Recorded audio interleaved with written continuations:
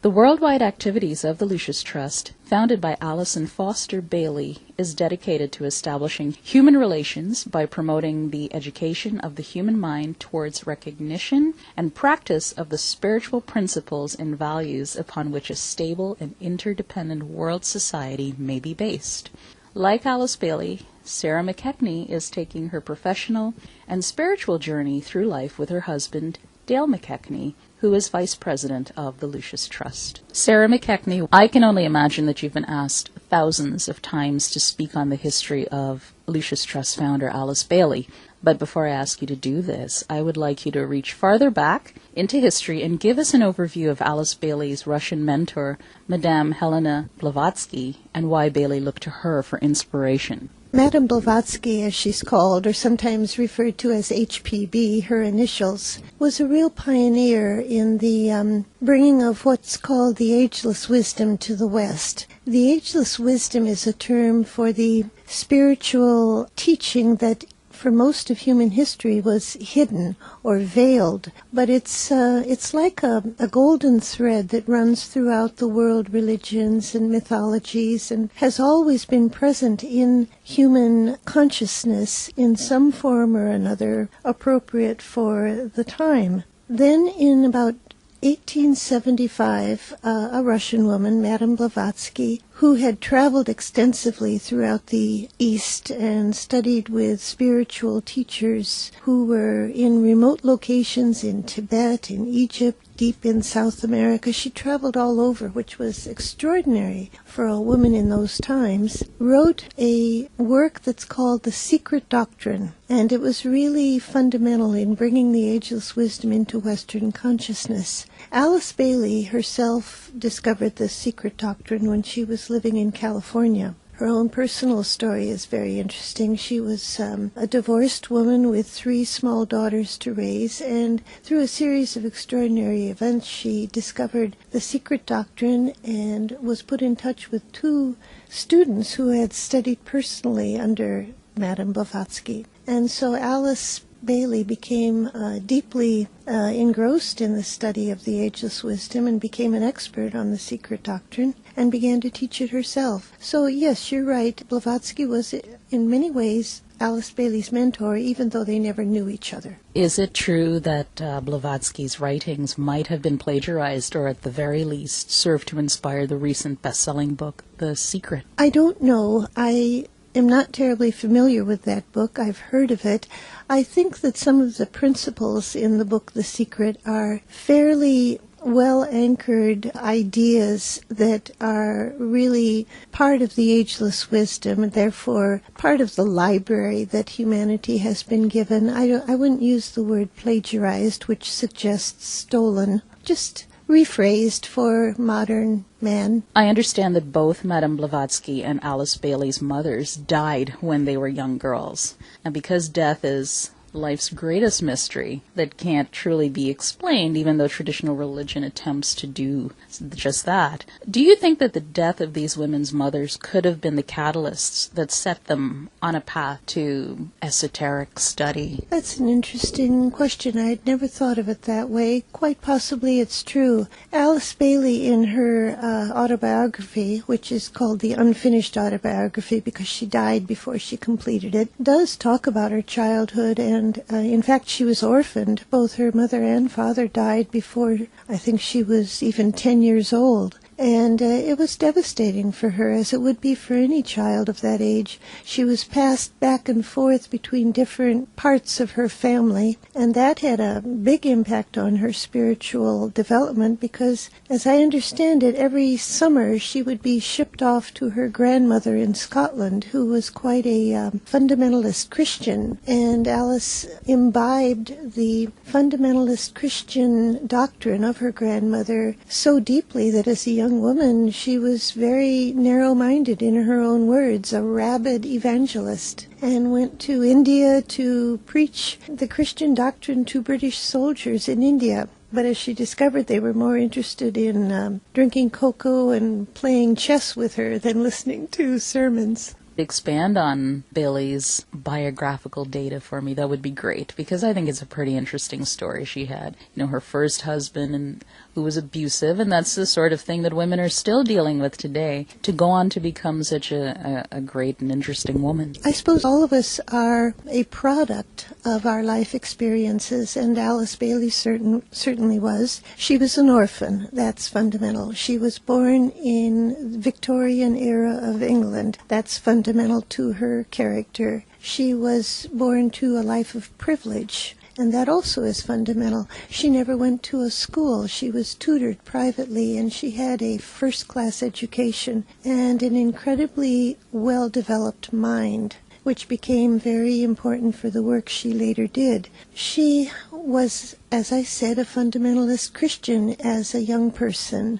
Her experience in India when she was about 20, I guess, very young, very receptive to a totally different culture and way of life, really was the beginning of her spiritual revolution. She revolved, you could say, turning from the narrow fundamentalist perspective to a spiritual consciousness, which became completely inclusive in her later years. She fell in love when she was in India with a British officer in the British forces. He was not of her class, and at that time that was a huge issue for them. The only way their families could deal with this mixed marriage, as they probably would have called it, was to send the young couple off to America. So her husband and Alice came to the United States. He studied to become a minister in what we call the Episcopal Church, the Anglican Church. Then they moved to California, where he had parishes in various small towns in rural California. They had 3 small daughters, but all was not what it seemed to be on the surface, because, as you say, he was an abusive husband. He had a violent temper, and I think the whole thing culminated with him throwing her down a flight of stairs. And it was eventually concluded by the bishop who oversaw her husband's work that they had to live apart. Divorce at that time was just not sanctioned by the church, but there was no way that she could remain in that marriage. And that was at the beginning of World War I. So she was separated from her husband without any money, no access to the money of her family back in Britain due to the war. She became a worker in a sardine canning factory. And keep in mind that this was a privileged woman from a very aristocratic background. What about you, Sarah? What was the catalyst that set you on your spiritual quest? I'd have to think back many, many years. I suppose it was something that grew out of an early aspiration to be of service. In my limited experience with people who have converted from traditional religions to more esoteric or New Age type practices, there's usually one thing each individual can pinpoint that made them have that aha moment and convince them to take up the new practice. Can you pinpoint something in Alice Bailey's teaching, one thing in particular that gave you that moment of awakening? I don't think I can. It was more of a gradual process of realizing that the mind has to be active if one is going to make any contribution to the world, that a willing emotional nature is not enough. And the discovery of meditation, I would say, was pivotal, but I can't say that it was confined in a particular breakthrough realization, not in my case. So let me read something Blavatsky wrote. Quote, "It is Satan who is the god of our planet and the only god, and this without any elusive metaphor to its wickedness and depravity." Do you know what this really means, and do you think Bailey was so inspired by this sentiment that she named what has now been renamed or rebranded as the Lucis Trust, the Lucifer Publishing Company, back in the 1920s? If I understand the statement of Blavatsky about Satan, that's another term for Saturn, which is one of the planets. In the study of esoteric astrology, there are, I believe, 7 sacred planets. Saturn is the planet that is connected with the distribution or the working out of karma, the law of karma, which is really just another term for the law of cause and effect. It's utterly benign in its ultimate working out, even though karma can be painful to the individual undergoing the process. And that's why Blavatsky said Satan or Saturn is, well, how did you put it? It is Satan who is the god of our planet and the only god, and this without any elusive metaphor to its wickedness and depravity. Well, if I understand her language, without any elusive metaphor to its wickedness and depravity, she's saying it's not necessarily associated with wickedness and depravity as we normally think of Satan, the devil. Saturn is the planet of karma, which is the great law of equilibrium, the restoration of harmony and balance. That's another way to look at cause and effect. It's the restoration of equilibrium, which can only be good. Now, the reference to Lucifer comes from Blavatsky's description of Lucifer in the accurate sense of the term, which is of Latin origin. It means literally light bearer, and it refers to a very obscure principle in the ageless wisdom, which is that the solar angels, the governing lords of the world, descended to our planet eons ago, bringing the principle of mind to what was then in those ancient times essentially animal man. Human beings with no mentality at all, no soul, just virtually living the existence of an animal. And these solar angels brought the principle of mind. That's the connection with Lucifer, light bearer, bringing the light of mind to our world. So Lucifer, to Blavatsky, was one of the great sacrificial beings who descended to earth. That's where we get the idea of the fall. As John Milton, I think it was the British poet John Milton, wrote about the fall of the angels. That was the descent of the solar angels to earth as an act of sacrifice on our behalf. So you can see, if you even have a willingness to consider this doctrine, how skewed it has been by the more modern connotation of evil and Satanism and corruption. It's not seen that way at all in the ageless wisdom. So Alice and Foster Bailey came out of the theosophical tradition, as I said. I believe Foster even was the editor of a theosophical magazine that they called Lucifer. So they probably thought Lucifer, light bearer, was a good name for their fledgling publishing company when they started to publish the books that Alice Bailey was writing, the books they saw as bringing light to humanity. But within 2 or 3 years, they decided to change the name of the company to Lucis Publishing Company. Lucis being from the same Latin term meaning of light, trust of light, publishing company of light, and that's the name we've had since about 1925. Did they get flack and that forced them to rebrand? Not that I'm aware of. There's no record in our history of our work that explains why they changed the name. I have no idea why. It's only in more recent years with the internet and this sharing of ideas, no matter how cockamamie they might be, that the internet offers, that we hear more and more from people who are concerned about our name. Anybody who's curious about it, you can go to our website, www.lucistrust.org, and you will find an article explaining the origins of Lucifer and the history of the Lucis Trust, and that should put it to rest. Are there any other characters that are just as wise and illuminating as Lucifer? Perhaps is there a feminine spirit that the Lucis Trust speaks about? Well, the feminine principle is embodied in people like Eve, Isis, and Mary. Mary being the mother of Jesus, Eve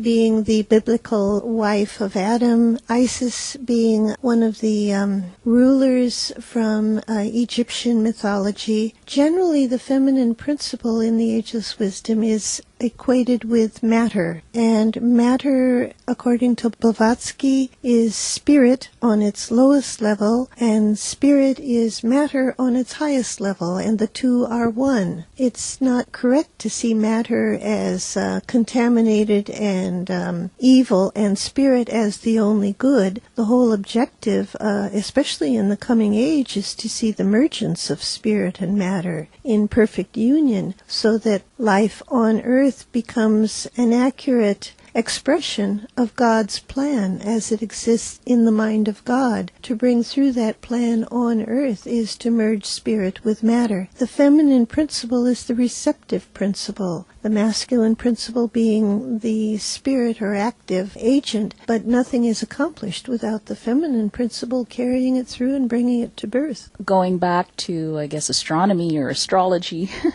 or the blend of both, somewhere in my travels I thought Lucifer was said to be a representative of the sun and Isis the moon. Yes, I've heard Isis equated with the moon. Here I'm showing my own ignorance. I really haven't studied this aspect that you've just brought up very deeply. Lucifer associated with the sun, well, the name means light bearer. The sun is the source of light on every level of existence, not just in the physical sense, but in the spiritual sense. So that sounds logical to me. The Ageless Wisdom says that the solar angels, including Lucifer, came from the planet Venus, which is close to the sun, but more spiritually advanced than our planet Earth, apparently, bringing the principle of mind to man. The arcane school. This is kind of maybe being too simplistic, but could you give us a laundry list of what the teachings are? The arcane school was one of two of Alice Bailey's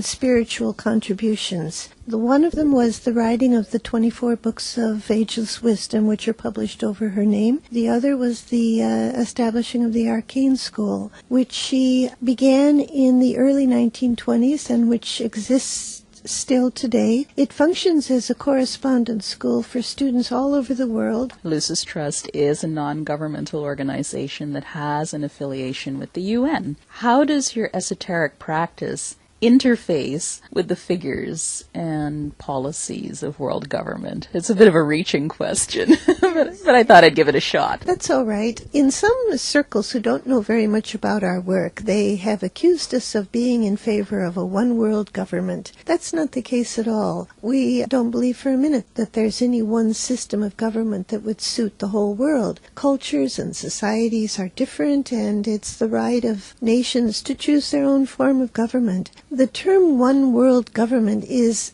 much more subjective in its significance in the books of Alice Bailey. It doesn't mean a political system that nations would follow, but rather a kind of a spiritual view or perspective that sees the coalescing of all the nations of the world in unity. And that's what the United Nations stands for. People expect the UN to solve problems and take a stand, except when it comes to one's own nation, and then the UN should stay out of it. The UN isn't a form of government. It's a platform for the governments of the world to come together and try to work out in common ground a solution to problems. A fairly successful resolution might be the way they are approaching the problems in the Middle East that have been developing since the turn of the year. Although, again, not everybody would agree with, say, the stand taken in Libya or in Bahrain or whatever. But we have always supported the United Nations for its spiritual objectives, which are to provide a meeting place for the nations of the world to come together. There has to be some common ground if humanity is going to work its way out of the problems of the world, and the UN is the best thing we've got. It's not perfect, but name one other global organization. You can't. We have to work with what we have. The UN is no better than its member states, and its member states are reflective of the consciousness of humanity in its present condition, which is imperfect. But let's say there was such a thing as a new world order, one world government, globalist agenda, that sort of thing. Do you think the teachings of the arcane school would be the ideal teaching to bring out spirituality and what we would need to have a successful one world view? Well, I would elaborate on that idea by not giving the arcane school the credit, I would say the teachings or the principles of the ageless wisdom, yes, are enough to provide at least a template for the world to live in more harmony and unity. Those principles being a love of truth, a sense of justice as being something all human beings are entitled to, a spirit of cooperation, a sense of personal responsibility on the part of every human being, and a realization of the goal being the common good, the good of the whole. Those are very generalized principles, but I would think that all intelligent, decent people could at least give lip service to those principles. I know you're not supposed to lobby or interfere with any kind of political movements, but have you, being with the UN for how many years is it? Oh, I think the World Goodwill has been affiliated with the United Nations Department of Information probably from the beginning, which was, I think, in the early 50s. Do you think Alice Bailey's teachings in any way might have influenced any of the Secretary Generals or the ambassadors? Well, I don't know if her teachings specifically have influenced them, but certainly the larger ageless wisdom has been, I think, influencing the consciousness even back with the first Secretary General, Dag Hammarskjöld. He was a deeply spiritual man. If you read his book, Markings, it's just full of spirituality. U Thant is revered even today for his deep spirituality. He was a practicing Buddhist, but utterly inclusive in his view of human beings and his openness to other spiritual truths. Robert Mueller, who was an Undersecretary General for many years, again had a true global vision of humanity that was not confined by nationalist goals or objectives. He himself being the product of warfare in his home region of Alsace-Lorraine, which was torn between France and Germany, he knew personally how nationalistic thinking can cause such suffering. And probably there have been many other people in the UN who have been truly conditioned by spiritual values. I don't want to name too many of them because I think that gets into the area of personal belief, but you can recognize them by the quality of their thought and by the nature of their worldview. So we do reach out to the people of the UN, and we find that many of them are very conscious of having a spiritual mission in the work they do. And they need our support. They are working in very challenging circumstances. And when you think about it, the people in the UN are on the front lines, facing the most critical problems of human experience on a daily level. They need our support.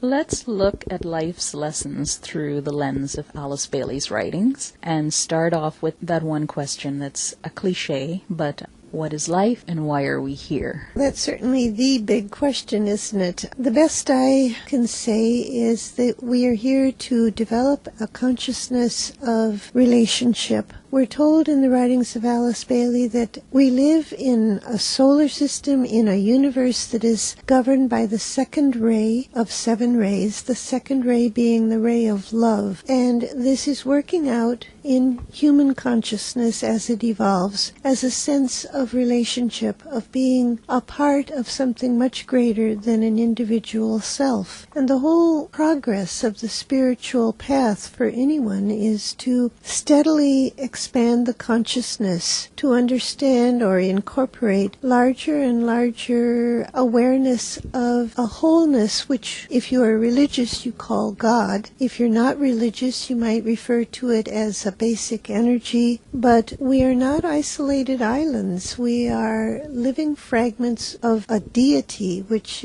can only be described as a synthesis, a wholeness. This realization comes very slowly and only over time and evolution. It's not something you can just sit in a corner and figure out after a little bit of effort. It's an evolutionary progression. We see it as something that cannot occur in one lifetime. That's why the idea of continuity of life is so fundamental to the ageless wisdom. That saying you only go around once, not so, in my opinion. We have lived and will always live, but in a developing sense, and each time with a greater sense of awareness of our life being a mere fragment within a larger whole. That's the best I can put it. Romantic love. Does Alice Bailey have any theories as to why at certain points in our lives we find ourselves deeply connected to a stranger? I suppose she would say there's a sense of affinity or affiliation on the level of the soul. And probably that's true, that when we meet people whom we haven't known before, but we sense a connection with them, if it's an enduring relationship, it's going to be something that is a link between souls. If it's a passing affinity that comes and then dissipates, she would probably say it was the harmony between two personalities. So the depth is measured in terms of its ability to endure or not. But we are more harmonious with some people than others according to our psychology and our ray makeup, the 7 rays that govern all forms of manifestation: power, love, intelligence, harmony, knowledge, devotion, and order or organization. These are all different lines of development that we are synchronized with our fellow human beings depending on how they are conditioned by them. If we believe, for example, that we are a second-ray soul, we're probably going to find ourselves responding to other people who share a similar conditioning. I listened to one of your audio newsletters wherein the speakers discussed nourishment. Almost at the conclusion of the presentation, the gentleman made remarks about the overpopulation of the planet. He said something to the effect that we should employ kind and gentle measures to control our world population instead of experiencing a more harsh solution from Mother Nature. Then he left it at that and left me wanting for more. So it begs the question, what is the Lucis Trust position on how and why we should control the world population? We don't really have a formal policy or point of view. The implication of that statement you just read is that Mother Nature takes care of overpopulation through famine, through war, through all kinds of natural disasters. But war isn't really Mother Nature. Yeah, but the implication is that if we don't take care of overpopulation, other circumstances will do it for us. But I personally think that anyone living in the West, and particularly in a developed country like the United States, had better be very cautious about judging overpopulation and saying, well, look, our society, we only have 2.1 children, whereas other societies have 6 or 8. A child born in America is going to consume far more of the world's resources than a child born in a developing country. And so we can't just say other countries need to cut back on their population if we aren't also doing something about our overconsumption of the planet's resources. Doesn't the United States consume something like 25% of the world's resources? And we're only a small, 5% of the world's population? That's terrible. I think that's the point we should focus on and not overpopulation.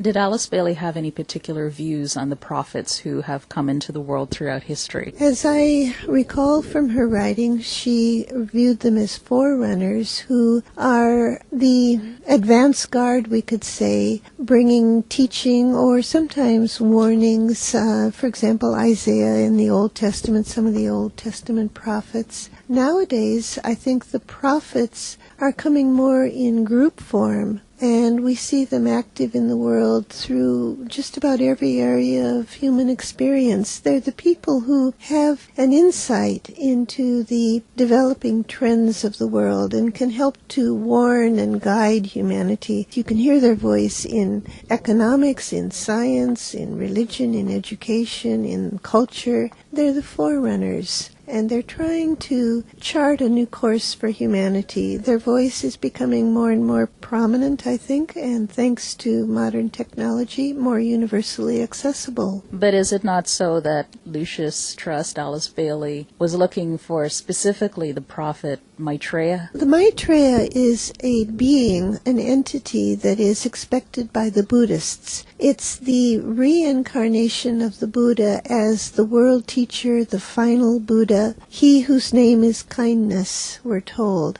and he's expected as an avatar to lead humanity forward into the next stage of human evolution. The Ageless Wisdom views the Maitreya as the Buddhist understanding of the same concept that the Christian views as Christ, that the Hindu understands as the Kalki avatar, the Jewish person looks for the Messiah. It's the world teacher, and the writings of Alice Bailey say this entity will come, this time for the whole of humanity, not for any particular group, but for the whole. Were there not specific dates? I can't bring to mind a gentleman who was, I guess, the PR person for the coming of the Maitreya, but he had some specific dates out there, and unfortunately it never materialized. No, Alice Bailey has never set a specific date. It's forecast that this world teacher will reappear sometime in the 21st century, but I think the conditions have to be created by humanity. She spells this out quite clearly in her book, The Reappearance of the Christ, that before this world teacher can return, there has to be a true sharing of resources on the part of humanity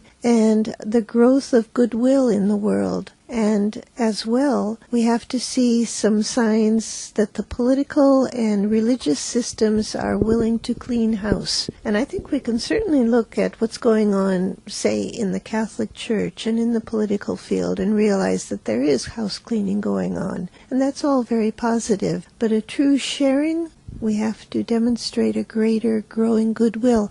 I think it's coming. When you look at the response, say, to the tsunami in Southeast Asia, to Haiti, to Japan, to the victims of Katrina, we do see a growing sense of sharingness and compassion. So we're getting there. But those are the conditions humanity has to provide before, to put it frankly, it would be worth the time and energy of the world teacher to reappear. Who was this gentleman that was predicting the dates, and how did he get into the mix and some kind of association with Lucis Trust? He's never been associated with the Lucis Trust. You're speaking of Benjamin Creme, and we have no involvement in his work, nor he in ours. What is expected to happen when the Maitreya returns? If we see this as a continuity that was last embodied in the person of the Christ 2,000 years ago, at that time he anchored an energy of love that had never before been present in the human experience. He was the embodiment of perfect divine love. We're told that when this entity, this avatar, returns, that he will bring humanity a new understanding of the spiritual will. And I find that fascinating to think about. We feel so helpless and so befuddled about finding a resolution of human problems. And the idea that this new understanding or this new energy of the spiritual will be anchored in the world when the avatar returns is, I find, enormously hopeful and positive. But first, we have to demonstrate that the energy of love is sufficiently anchored in human consciousness to make us able to bear a greater spiritual will. You can imagine a powerful will without sufficient love would be wrongly used.